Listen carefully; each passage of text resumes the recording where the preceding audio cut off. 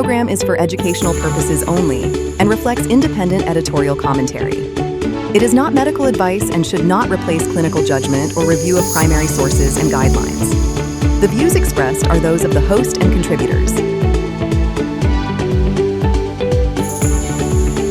Hello everyone, this is Dr. Sharma and welcome back to EP Edge Journal Watch. Thank you for joining me for issue 19, where we move well beyond the rhythm strip and look at atrial fibrillation, pulsed field ablation, embolic risk, physiologic pacing, ventricular fibrillation precursors, and even rescue strategies in refractory ventricular tachycardia. Let's begin with a provocative question. When a patient presents with new-onset atrial fibrillation, are we just seeing an atrial arrhythmia, or could we be seeing a marker of broader systemic disease?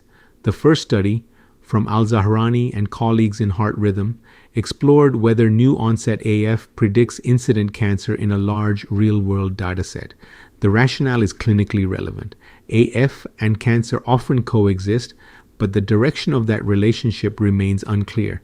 So the investigators asked whether AF might function as an early signal of occult malignancy, and whether that signal persists over time rather than simply reflecting detection bias immediately after diagnosis. This was a retrospective TriNet-X analysis. Patients had hypertension, type 2 diabetes, or coronary artery disease, and anyone with prior malignancy was excluded.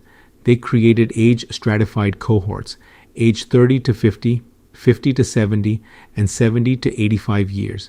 Then they performed one-to-one propensity matching for demographics, comorbidities, medications, and selected lab variables. The primary endpoint was all-cause incident cancer, with follow-up extending out to 15 years. The matched populations were large, about 67,000 per group in the youngest cohort, more than 510,000 per group in the middle cohort, and more than 882,000 per group in the oldest cohort. Cancer risk was higher in patients with AF across all age groups. The relative risk was 2.99 in those aged 30 to 50, 1.79 in those 50 to 70, and 1.49 in those 70 to 85, with all p-values less than 0.001. Cancer-free survival was also worse, with hazard ratios of 2.96, 1.84, and 1.53 respectively, again all highly significant. Importantly, the association persisted even when cancers diagnosed within 3 months were excluded, and it also persisted in analyses starting 1 year after AF diagnosis. Now, this does not prove causation. It is still observational, and surveillance bias and residual confounding remain possible. But the signal is hard to dismiss. My EP Edge take is this: AF may at times be less an isolated rhythm diagnosis and more a systemic marker. This does not justify broad reflex cancer screening for every patient with new AF, but in someone with unexplained new AF, constitutional symptoms, anemia, inflammatory abnormalities, or no obvious atrial substrate, it should raise your level of suspicion.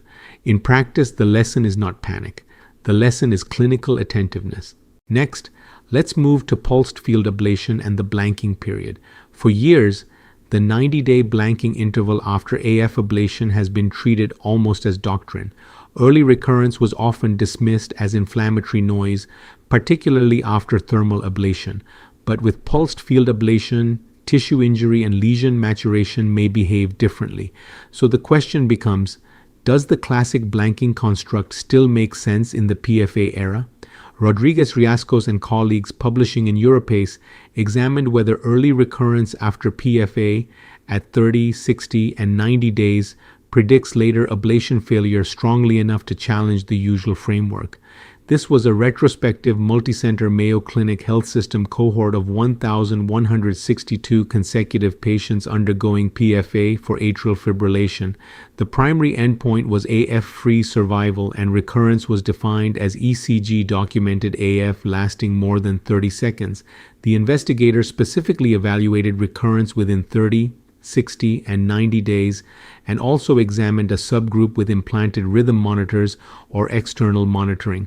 Overall, 1-year AF-free survival in the cohort was 70%. Early recurrence occurred in 8.1% by 30 days, 11.1% by 60 days, and 14.8% by 90 days. But the key finding was not just that early recurrence mattered, it was how strongly it mattered. Early recurrence predicted later recurrence beyond 90 days, with a hazard ratio of 5.9 if it occurred within 30 days, 6.6 within 60 days, and 9.1 within 90 days, all with p-values less than 0.01. And in patients with implanted devices and 1-year follow-up, recurrence within 30 days was associated with AF burden of at least 1% or repeat ablation at 1 year, with an odds ratio of 25.0 and a 95% confidence interval from 6.6 to 126.8. Now, this is still retrospective and monitoring was not uniform, so we should not overstate management implications. But the EP edge take is that a 30-day recurrence after PFA is no longer easy to dismiss. In a non-thermal lesion set, recurrent arrhythmia may reflect incomplete lesion durability or non-pulmonary vein substrate rather than transient inflammation alone. In practice, I would say this: don't treat early recurrence after PFA as automatic reassurance territory. It should trigger attention, closer surveillance, and a more thoughtful follow-up strategy. The 90-day interpretive amnesty is looking increasingly difficult to defend without qualification. That brings us naturally to one of the most important comparative ablation trials in this issue. BEAT PAROX-AF.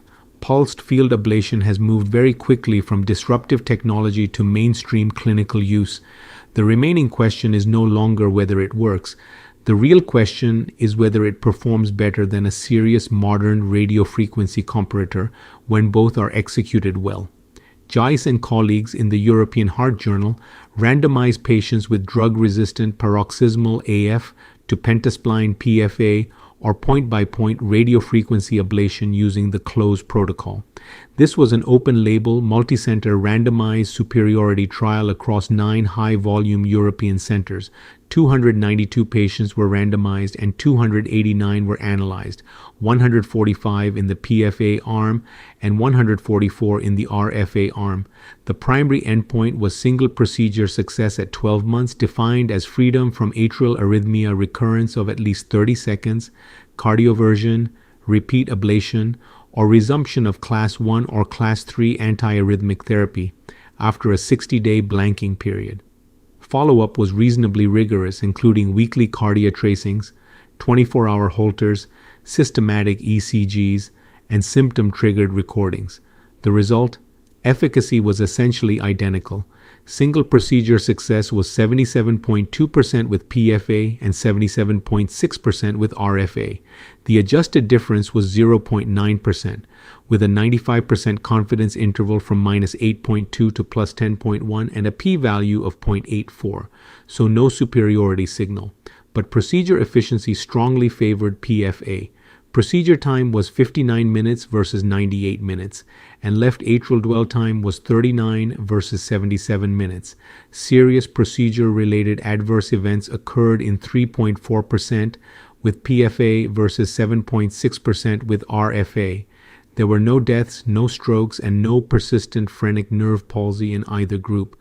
But in the RFA arm, there were 2 tamponades, 1 esophageal bleed, 2 cases of severe pulmonary vein stenosis above 70%, and 12 cases of at least 50% pulmonary vein narrowing on imaging. The EP edge take is that BEAT PAROX-AF validates PFA as an efficacy-matched alternative to optimized contemporary RFA, while shifting time and some safety signals in a favorable direction. But it also tells us something sobering. Neither arm broke through the modern efficacy ceiling. Both landed around 77%. So the next leap forward may not come from energy source tribalism. It may come from better substrate selection, better patient selection, and more rigorous risk factor modification. In practice, PFA now looks validated, not speculative. Let's stay in the PFA world, but now move into the redo setting and the question of posterior wall isolation. One of the clinical risks with a new technology is that technical ease starts to outrun evidentiary discipline. Posterior wall isolation is now easier to perform with pentaspline PFA, especially during redo ablation. But the real question is simple. Does adding more lesion set actually help?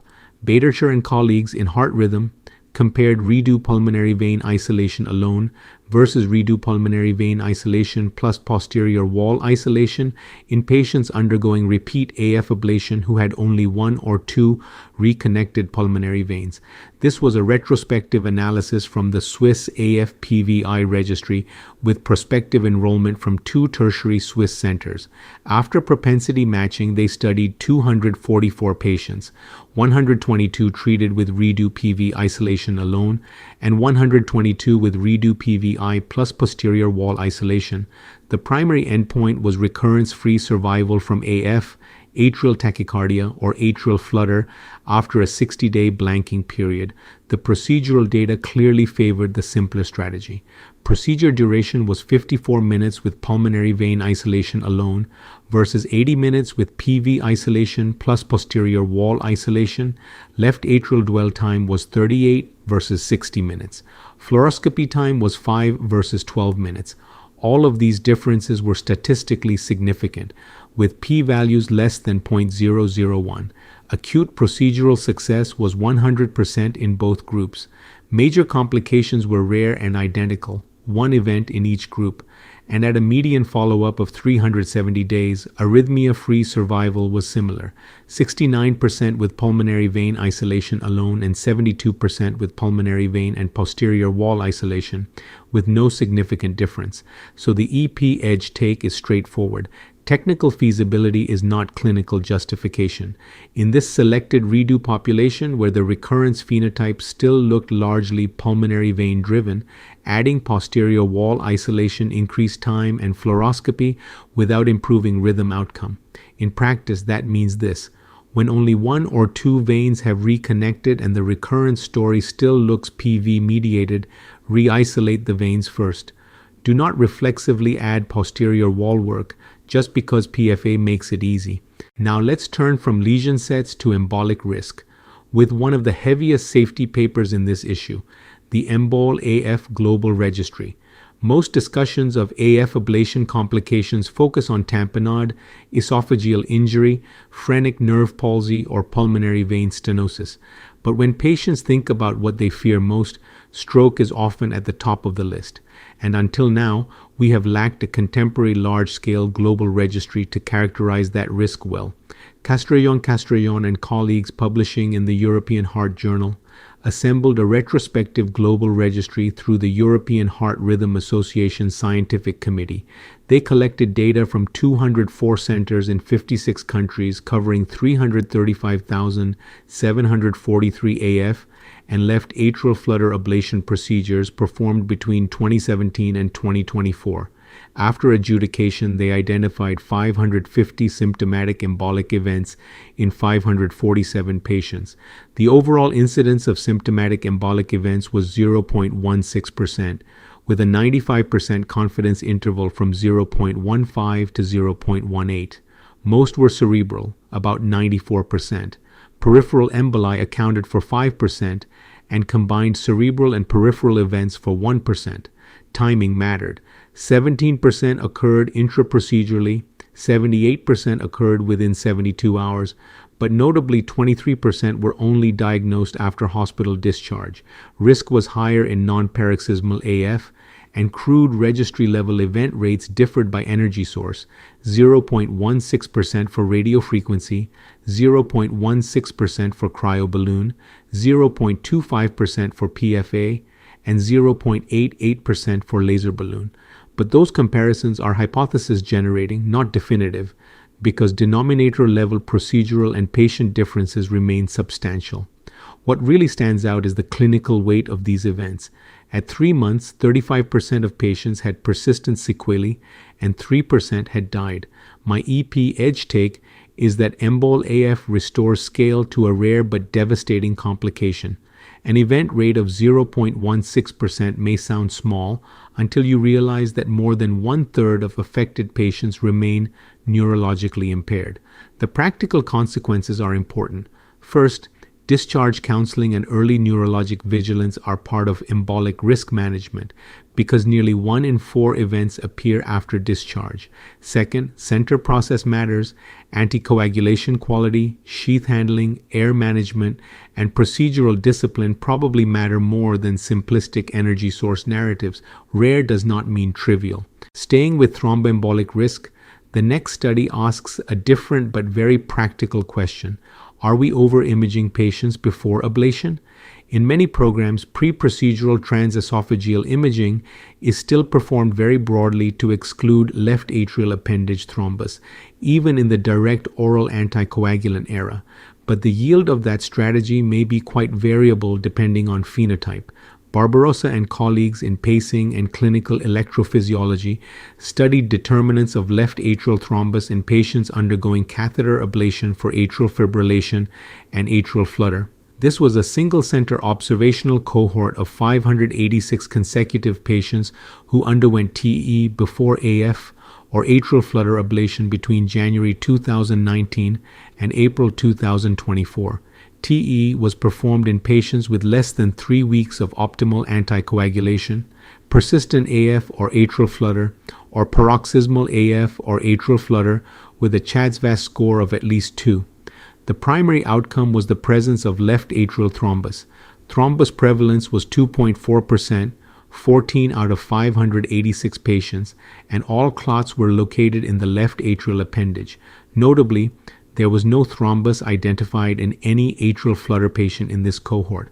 On univariate analysis, persistent AF carried an odds ratio of 4.308, coronary artery disease 3.626, heart failure 3.434, and higher systolic pulmonary artery pressure also increased risk.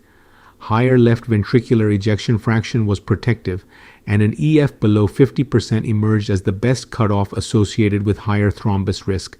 The EP edge take is not imaging nihilism. It is selective imaging. This paper argues against indiscriminate pre-ablation TEE in every patient. The yield was low overall, 0 in atrial flutter here, and concentrated in the exact kinds of patients we already suspect are higher risk: persistent AF, structural disease, heart failure, lower EF, coronary disease, and elevated pulmonary pressures. In practice, if you have a flutter patient without structural disease who has been appropriately anticoagulated, routine TEE becomes increasingly difficult to justify. But in persistent AF with impaired ventricular function or broader structural disease, imaging still has clear value. Next, let's move into digital monitoring and the concept of event-triggered anticoagulation. This is an attractive idea in theory.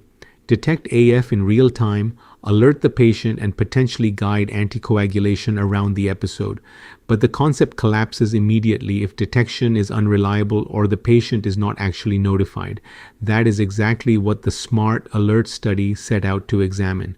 Briosa Igala and colleagues in Heart Rhythm tested whether an implantable cardiac monitor integrated with bespoke cloud-based software and separately 2 wearable platforms could detect AF episodes longer than 30 minutes and notify patients reliably enough to support future episode-guided anticoagulation workflows.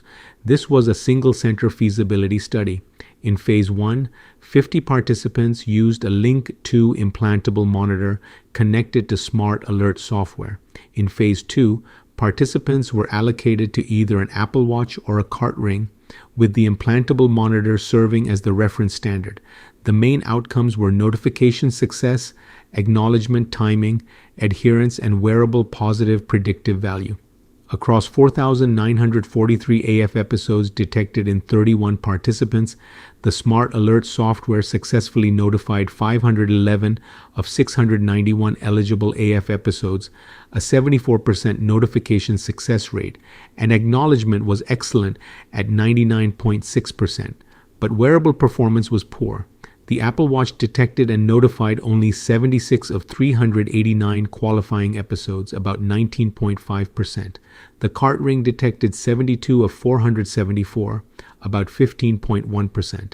The Apple Watch had a much higher positive predictive value than the cart ring, 69.7 versus 20.6%, with p less than 0.001. Adherence was also a major limiter. Average wear compliance was 66.3% for Apple Watch and only 23.9% for cart ring. Large proportions of AF episodes were missed simply because the devices were not being worn. The EP Edge take is clear. Current passive consumer wearables are not ready for episode-guided anticoagulation. The more promising signal is the implantable monitor plus software ecosystem, which shows that real-time notification is feasible, but still vulnerable to connectivity and workflow failures. In practice, wearable alerts remain a wellness adjunct, not yet a dependable anticoagulation workflow. That distinction matters, especially as the concept gets more attention. Now let's move from atrial rhythm monitoring to pacing strategy in atrioventricular block with the MELOS Reloaded study. The pacing conversation has changed. For patients with AV block and preserved or mildly reduced ejection fraction, we are no longer just asking whether physiologic pacing is feasible.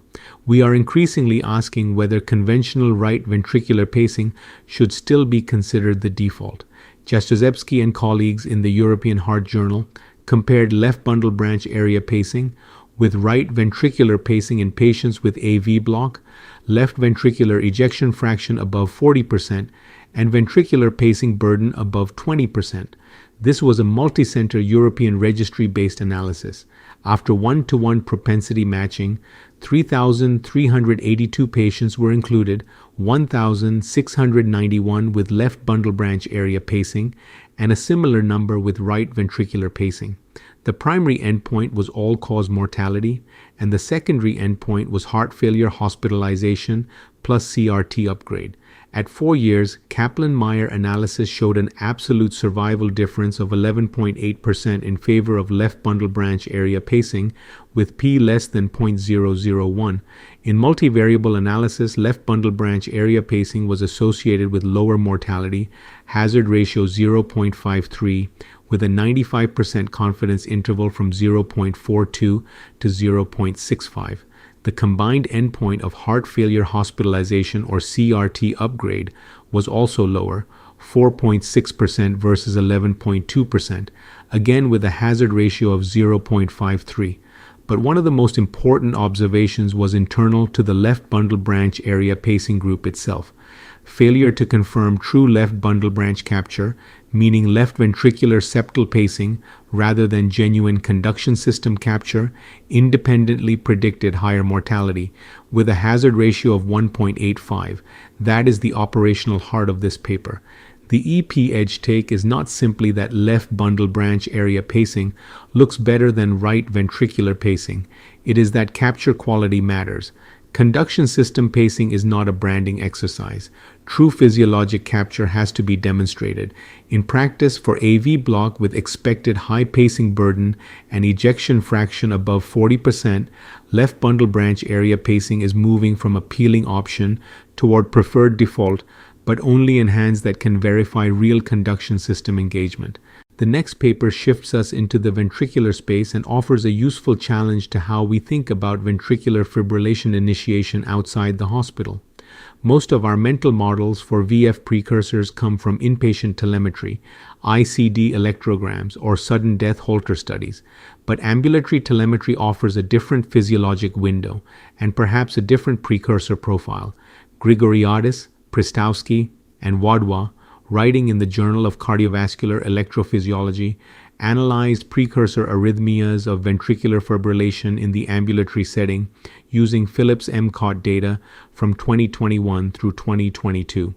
They reviewed 271 technician-labeled VF events, but after adjudication only 71 represented true VF. The first deviation from each patient's baseline rhythm was categorized as ectopy, repolarization change, rate-dependent change, or intraventricular conduction delay. Ectopy was the most common precursor category, seen in 37%. Repolarization changes were seen in 25%, rate-dependent changes in 24%, and intraventricular conduction delay in 14%. Within repolarization abnormalities, ST depression occurred in 13%, ST elevation in 8%, and QTC prolongation above 500 milliseconds in 4%. Bradycardic and conduction-related precursor signals were also notable, with sinus arrest in 10% and third-degree AV block in 11%. Perhaps the most surprising finding was that monomorphic VT preceded VF in only 38% of cases, lower than classic inpatient or Holter-based expectations. The EP edge take is that ambulatory VF precursor biology appears broader than the simple VT to VF model many of us carry. Ectopy, dynamic ST or QT changes, and Brady conduction abnormalities may be at least as important as organized monomorphic VT in some outpatient deterioration patterns. In practice, remote monitoring programs may need to take escalating PVC burden, repolarization shifts, or abrupt conduction slowing more seriously than they often do now. This is hypothesis generating, yes, but it may eventually reshape how we triage warning signals. We'll close the trial review with a small but very intriguing paper on drug-refractory ventricular tachycardia and conduction system pacing as a rescue strategy. In advanced cardiomyopathy with wide QRS, VT storm, or hemodynamic instability, VT ablation may be possible, but not always strategically wise as the first move. In some of these patients, the substrate problem is not just scar. It may also include dysynchrony, failed biventricular pacing, or an unaddressed resynchronization opportunity. Herweg and colleagues in Heart Rhythm described 5 patients with advanced cardiomyopathy, mean age 71 years, and mean ejection fraction 18%, treated with conduction system pacing-based CRT as an alternative to immediate VT ablation. 4 had non-ischemic cardiomyopathy, 2 were in cardiogenic shock, and 3 were in VT storm at the time of the procedure. The pacing approaches included his bundle pacing in 1 patient, left bundle branch area pacing in 3, and left bundle branch pacing optimized CRT in 1. The physiologic changes were striking.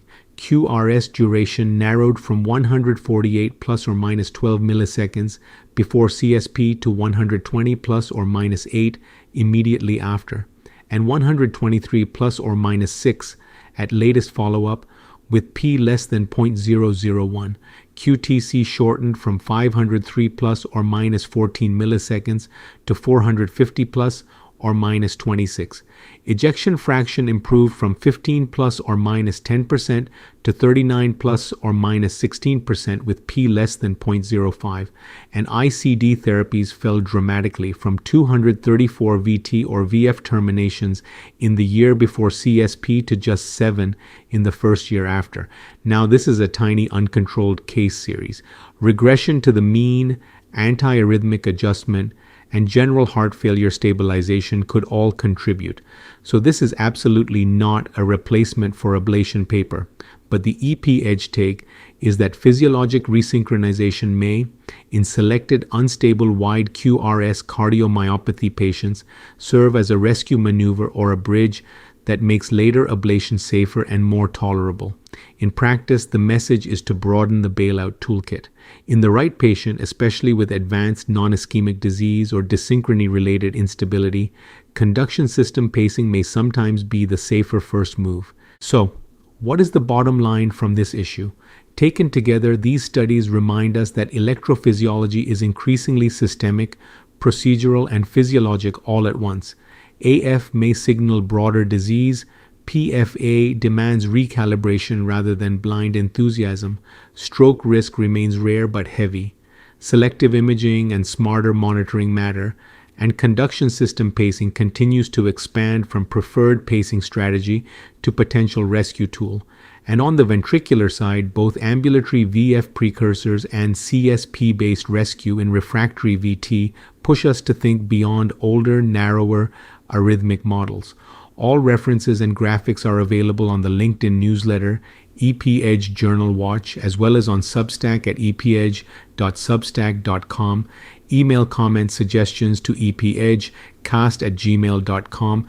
Thank you again for listening, and thank you for being part of EP Edge. Bye till the next episode, and take care.